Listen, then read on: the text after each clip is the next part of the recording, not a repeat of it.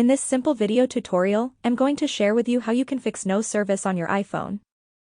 No service on an iPhone can be caused by various factors such as network issues, SIM card problems, software glitches, or even hardware malfunctions.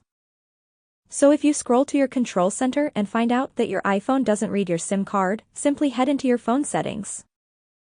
On this option of flight mode, turn it on and then turn it off. By doing that, you are refreshing your SIM card, and if it's about the network problem, it will automatically read.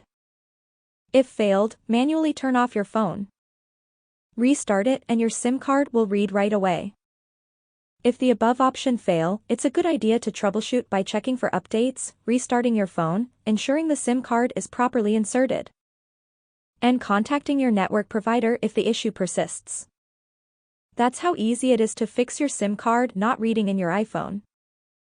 If you have any questions, just let me know in the comments section down below.